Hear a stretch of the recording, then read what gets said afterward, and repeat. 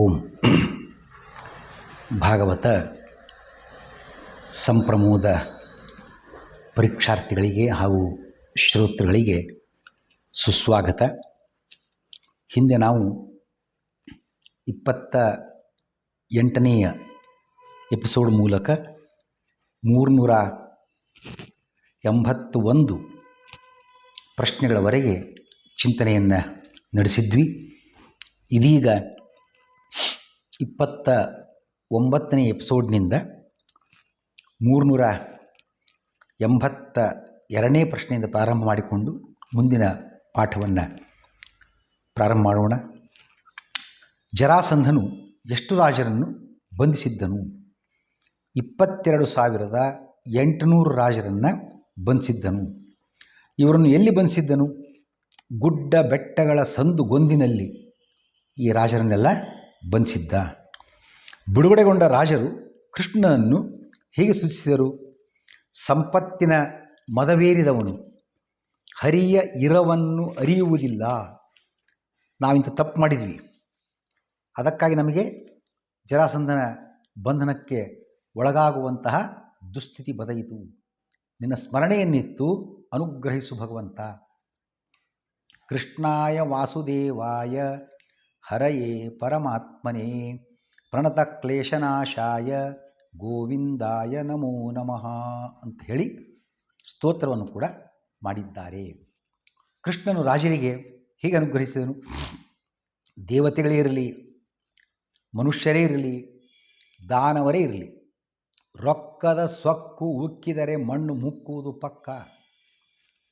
ಕಾರ್ತವೀರ್ಯಾರ್ಜುನ, ನಹುಷ, ವೇನ, ರಾವಣ, ನರಕಾಸುರ, ಒಬ್ಬರ ಇಬ್ಬರ ಎಲ್ಲರೂ ಇದಕ್ಕೆ ಉದಾಹರಣೆ ತಗೋಬೋದು ನಾವು.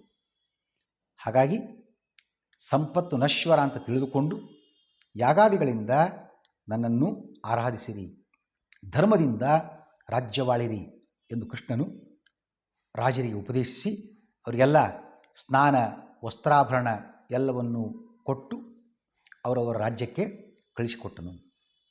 ರಾಜಸೂಯ ಯಾಗ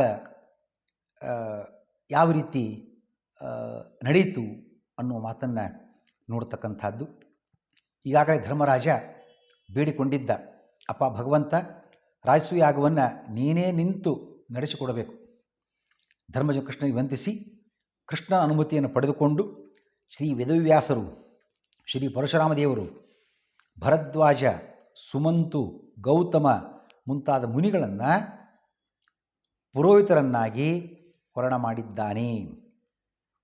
ಭೀಷ್ಮದ್ರೋಣಾದಿಗಳು, ಧೃತರಾಷ್ಟ್ರ, ವಿದುರ, ದುರ್ಯೋಧನಾದಿಗಳನ್ನು ಆ ಸಮಾರಂಭಕ್ಕೆ, ರಾಜಸೂಯ ಯಾಗಕ್ಕೆ ಆಮಂತ್ರಿಸಿದ್ದಾನೆ. ಧರ್ಮರಾಜನು ದೀಕ್ಷಿತನಾಗಿದ್ದಾನೆ. ವರುಣ ಯಜ್ಞದಂತೆ ಈ ಯಾಗದಲ್ಲೂ ಎಲ್ಲ ಬಂಗಾರಮಯ, ಬಂಗಾರದ ನೇಗಿಲಿನಿಂದ ಭೂಮಿಯನ್ನು ಶೋಧಿಸ್ತಕ್ಕಂಥದ್ದು. ಯಜ್ಞಕುಂಡ ತಯಾರಿಗೆ ಅಲ್ಲಿಂದ ಪ್ರಾರಂಭ ಆಯಿತು. ಎಲ್ಲವೂ ಕೂಡ ಬಂಗಾರಮಯವಾಗಿತ್ತು. ಸಂಪೂರ್ಣ ಯಾಗವೇ ಸುವರ್ಣಮಯವಾಗಿತ್ತು. ಇದೇ ರಾಜಸೂಯ ಯಾಗದ ಕೊನೆಯ ಹಂತದಲ್ಲಿ ಶಿಶುಪಾಲ ಸಂಹಾರ ಕೂಡ ಆಗಿಬಿಡುತ್ತದೆ. ರಾಜಸೂಯ ಯಾಗದಲ್ಲಿ ಸೋಮರಸಾಭಿಷೇಕ ಮಾಡುವ ದಿವಸ ಅವತ್ತು ಮುನಿಗಳಿಗೆ, ರಾಜರಿಗೆ ಸನ್ಮಾನ. ಅವರಲ್ಲಿ ಯಾರು ಅಗ್ರಗಣ್ಯ ಆಗಿದ್ದಾರೆ ಅಂಥವ್ರಿಗೊಂದು ಪೂಜೆ, ಅದೇ ಅಗ್ರ ಪೂಜೆ ಅಂತ ಕರೀತಕ್ಕಂಥದ್ದು. ಇವೆಲ್ಲವೂ ಕೂಡ ಕಾರ್ಯಕ್ರಮದಲ್ಲಿ ಏರ್ಪಾಟಾಗಿದ್ದು. ಯಾರಿಗೆ ಅಗ್ರ ಪೂಜೆ ಸಲ್ಲಿಸಬೇಕು ಅಂತ ಪ್ರಶ್ನೆ ಬಂದಾಗ ಸಹದೇವ ಎದ್ದು ನಿಂತು ಹೇಳ್ತಾನೆ, ಕೃಷ್ಣನೇ ಅಗ್ರ ಪೂಜೆಗೆ ಅರ್ಹ. ಸಭಿಕರೆಲ್ಲ ಶಾಬಾಷ್, ಏನು ಅಡ್ಡಿ ಇಲ್ಲ ಅಂತ ಆ ಮಾತನ್ನು ಅನುಮೋದನೆ ಮಾಡ್ತಾ ಇರುವಂತೆ ಧರ್ಮರಾಜ ಎದ್ದ. ಕೃಷ್ಣನಿಗೆ ಪಾದಪೂಜೆ, ವಸ್ತ್ರ, ಆಭರಣಗಳನ್ನೆಲ್ಲ ನೀಡಿ ಅಗ್ರಪೂಜೆ ಸಲ್ಲಿಸಿದ್ದಾನೆ. ಅಷ್ಟರಲ್ಲಿ ಅಲ್ಲೇ ಕುಳಿತಿದ್ದ ಶಿಶುಪಾಲ ಅಸಹನೆಯಿಂದ ಎದ್ದ. ತಪಸ್ವಿಗಳು ಇದ್ದಾರೆ ಈ ಸಭೆಯಲ್ಲಿ, ಜ್ಞಾನಿಗಳು ಇದ್ದಾರೆ, ಅವ್ರನ್ನೆಲ್ಲ ಬಿಟ್ಟು ಇವು ಯಾನೊಬ್ಬ ಹೇಡಿ, ಗೊಲ್ಲ, ಕ್ಷುಲ್ಲ ಇಂಥವನನ್ನು ಅಗ್ರಪೂಜೆಗೆ ಆಯ್ಕೆ ಮಾಡ್ತಾ ಇದ್ದೀರಲ್ಲ ಅಂತ ಇನ್ನೆಲ್ಲ ಬಾಯಿ ಬಂದ ಹಾಗೆ ಕೃಷ್ಣನನ್ನು ನಿಂದಿಸ್ತಾನೆ.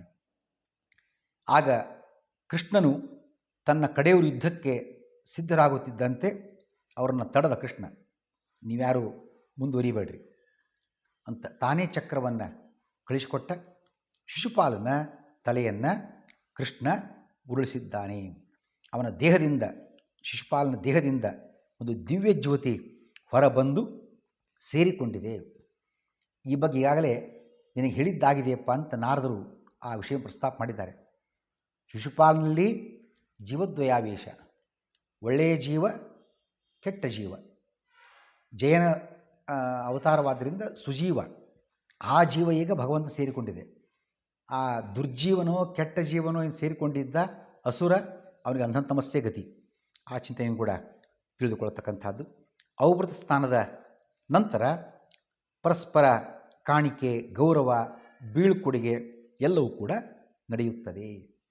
ರಾಜಸೂಯ ಯಾಗದಲ್ಲಿ ಏನೆಲ್ಲ ಸೇವೆ, ಏನೆಲ್ಲ ಡಿವಿಷನ್ ಆಫ್ ಲೇಬರ್, ಕಾರ್ಯ ಹಂಚಿಕೆಯಾಗಿತ್ತು ಅನ್ನುವುದನ್ನು ನೋಡೋದಂತಾಗಿದ್ದರೆ, ರಾಜಸೂಯ ಯಾಗದಲ್ಲಿ ಭೀಮಸೇನನು ಪಾಕಶಾಲಾಧ್ಯಕ್ಷ, ಅಡುಗೆ ಮನೆಯ ಎಲ್ಲ ಉಸ್ತುವಾರಿ.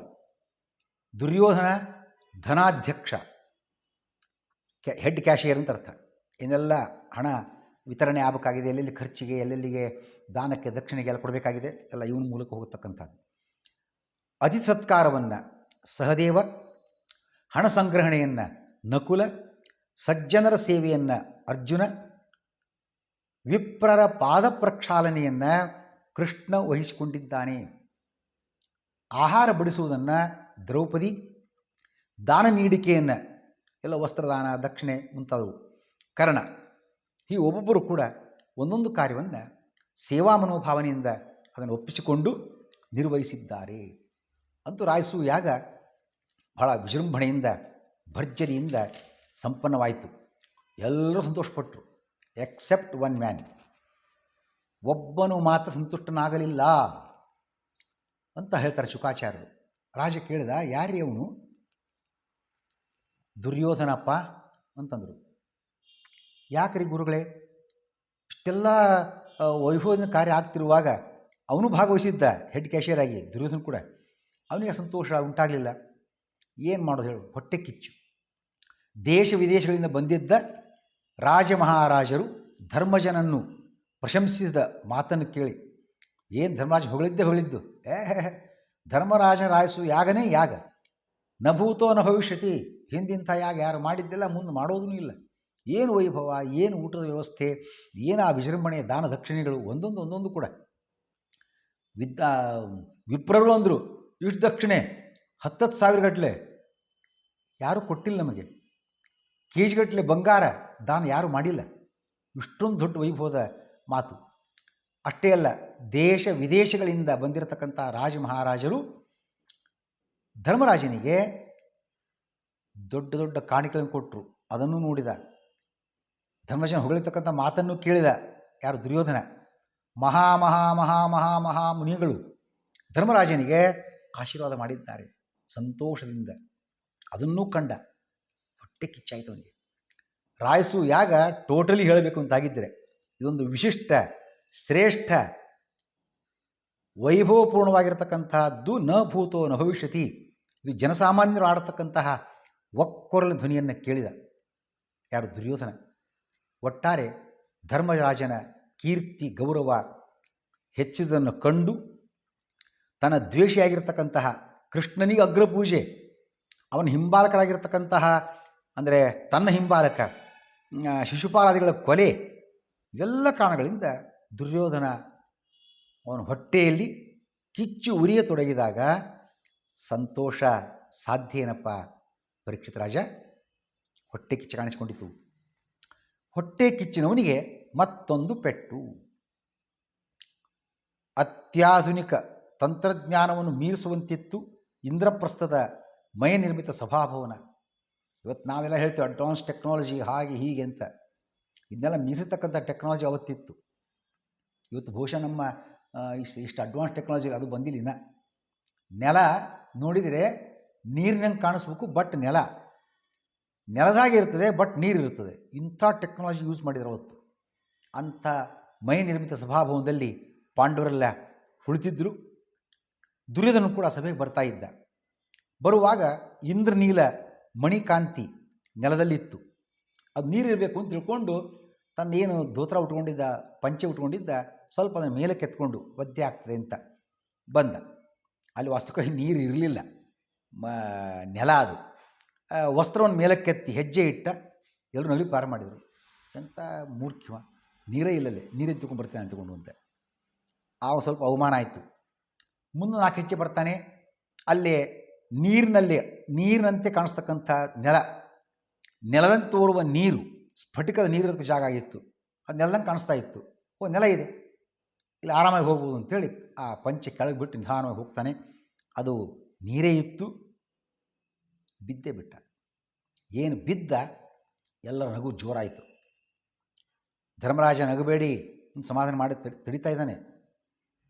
ಯಾರೂ ಅವನ ಮಾತು ಕಿವಿಗೊಡಲಿಲ್ಲ. ಯಾಕೆ? ಒಂದು ಸೈಡಿಂದ ಕೃಷ್ಣನು ಮಂದಹಾಸ ಬೀರಿ ಮುಂದೆ ಆಗಬೇಕಾದ ಕಾರ್ಯಕ್ಕೆ ಒಂದು ರೀತಿಯ ಪೀಠಿಕೆ ಇದು. ಅದಕ್ಕಾಗಿ ಸುಮ್ಮನಿದ್ದ ಮಂದಹಾಸ ಬೀರಿ ಕೃಷ್ಣ. ಅದಕ್ಕಾಗಿ ಪಾಂಡವರು ಕೂಡ ಎಕ್ಸೆಪ್ಟ್ ಧರ್ಮರಾಜ ಜೋರಾಗಿ ನಗ್ತಾನೆ ಇದ್ದರು. ದ್ರೌಪದಿ ಕೂಡ ನಗ್ತಾ ಇದ್ಲು. ಎಲ್ಲರ ನಗು ಮುಗಿಲು ಮುಟ್ಟಿತ್ತದು. ಧರ್ಮಜನು ದುರ್ಯೋಧನ ಸಮಾಧಾನ ಮಾಡಿಸಿ ವಸ್ತ್ರಾಭರಣ ಕಳಿಸಿ, ಇರಲಿ ಬಾರಪ್ಪ ಮಾರಾಯ, ಏನು ತಿಳ್ಕೊಬೇಡ ಅಂತ ಸಮಾಧಾನ ಕಳಿಸ್ತಾನೆ. ಆದರೆ ಅವನಿಗೆ ಏನು ತಾಪ ಉಂಟಾಯಿತು, ಅವಮಾನ ಉಂಟಾಯಿತು. ಆ ಬಿದ್ದ ಪೆಟ್ಟಿಗಿಂತ ನಕ್ಕ ಅವಮಾನದ ಪೆಟ್ಟು, ಮನಸ್ಸಿನ ಪೆಟ್ಟು, ಅದು ಬೇಗನೆ ವಾಸಿ ಆಗ್ತಕ್ಕಂಥದ್ದಲ್ಲ ಆ ಗಾಯ. ಅದಕ್ಕಾಗಿ ಆ ಸಿಟ್ಟು ಅಪಮಾನಗಳಿಂದ, ಕೋಪದಿಂದ ಕುದ್ದು, ಅಪಮಾನದಿಂದ ಬೆಂದು ಹಸ್ತಿನಾವತಿಗೆ ಹೋಗಿಬಿಡ್ತಾನೆ. ಅದೇ ವೇಳೆಗೆ ಬಂದು ನಾರದರು ಆ ಸಭೆಗೆ ಯಾವ ಸುದ್ದಿಯನ್ನು ಹೇಳಿದರು? ಕೃಷ್ಣ ಕೇಳಿದ, ನಾರದರೆ ಮತ್ತೇನು ವಿಶೇಷ? ಇತ್ತೀಚೆಗೆ ಬಂದ ಬ್ರೇಕಿಂಗ್ ನ್ಯೂಸ್ ಏನಾದರೂ ಉಂಟೋ? ಹೇಳ್ತಾರೆ ನಾರದರು. ಅವಾಗ ಸಾಲ್ವರಾಜನು ಶತ್ರು ಸೈನ್ಯ ಒಗ್ಗೂಡಿಸಿ ಸೌಭವನ್ನು ಏರಿ ದ್ವಾರಕೆಯ ಮೇಲೆ ದಾಳಿಗೆ ಸಜ್ಜಾಗುತ್ತಿದ್ದಾನೆ. ಸುದ್ದಿ ಹೇಳಿ ನಾರದರು. ಯಾರು ಈ ಸಾಲ್ವ? ಈ ಸಾಲ್ವ ಶಾಲ್ವ ದೇಶದ ರಾಜ. ಹಂಸ ಮತ್ತು ಡಿಬಿಕರು ಅವರ ಅಣ್ಣ. ಈ ಸಹೋದರರು ಹಂಸ ಮತ್ತು ಡಿಬಿಕರು ಹತರಾದಾಗ ಇವನು ಪ್ರತಿಜ್ಞೆ ಮಾಡ್ತಾನೆ. ಯಾರು ಈ ಸಾಲ್ವ? ಭೂಮಿಯ ಮೇಲೆ ಯಾದವರೇ ಇಲ್ಲದಂತೆ ಮಾಡ್ತೇನೆ ಅಂತ ಪ್ರತಿಜ್ಞೆ ಮಾಡಿ ಶತ್ರುಗಳ ಸೈನ್ಯವನ್ನೆಲ್ಲ ಒಗ್ಗೂಡಿಸಿ ಶಿವನಿಂದ ಪಡೆದಿರತಕ್ಕಂತಹ ಸೌಭ ಅನ್ನುವ ವಿಮಾನವನ್ನು ಏರಿ ದ್ವಾರಕೆಯ ಮೇಲೆ ದಾಳಿಗೈದಿದ್ದಾನೆ. ಏನಿದು ಸೌಭ? ಸೌಭ ಅಂದರೆ ಅದೇ ನೋಡ್ರಿ, ಟೆಕ್ನಾಲಜಿ. ಇವತ್ತಂತೆ ನಾವು ವಿಮಾನ ಹಾಗೆ ಹೀಗೆ ಅಂತ ನೋಡ್ರಿ, ಶಸ್ತ್ರಾಸ್ತ್ರಗಳು ಹಾಗೂ ಇತರ ವ್ಯವಸ್ಥೆ ಇರತಕ್ಕಂತಹ ಸುಸಜ್ಜಿತ ಯುದ್ಧ ವಿಮಾನ. ಅದು ನೆಲ, ಜಲ, ಆಕಾಶ, ತ್ರಿಸಂಚಾರಿ. ಇದು ದೇವದಾನವ ಅಭೇದ್ಯವಾಗಿರ್ತಕ್ಕಂಥದ್ದು. ಇಂತಹ ಒಂದು ವಿಮಾನವನ್ನು ಏರಿ ಅವನು ಯುದ್ಧಕ್ಕೆ ಸಜ್ಜಾಗಿದ್ದಾನೆ. ಈ ಯುದ್ಧ ವಿಮಾನವನ್ನು ಯಾರು ನಿರ್ಮಾಣ ಮಾಡಿದ್ದಾರೆ? ಮಯಾಸುರ. ಈ ವಿಮಾನ ಸಾಲ್ವನಿಗೆ ಸಿಕ್ಕಿದ್ದು ಹೇಗೆ? ಸಾಲ್ವ ತಪಸ್ಸನ್ನು ಮಾಡಿದ ಶಿವನನ್ನು ಕುರಿತು 1 ವರ್ಷ, 1 ದಿನ 1 ಮುಷ್ಟಿ ಉಸುಕು ಅಷ್ಟು ತಿನ್ನೋದು, ಬೇರೆ ಆಹಾರ ಏನೂ ಇಲ್ಲ. ಆ 1 ಮುಷ್ಟಿ ಉಸುಕನ್ನು ತಿಂದು 1 ವರ್ಷ ಶಿವನನ್ನು ತಪಸ್ಸು ಮಾಡಿ ಒಲಿಸಿಕೊಂಡು ಅವನಿಂದ ಈ ವಿಮಾನವನ್ನು ಪಡೆದಿದ್ದಾನೆ. ಶ್ರೀಕೃಷ್ಣಾರ್ಪಣಮಸ್ತು.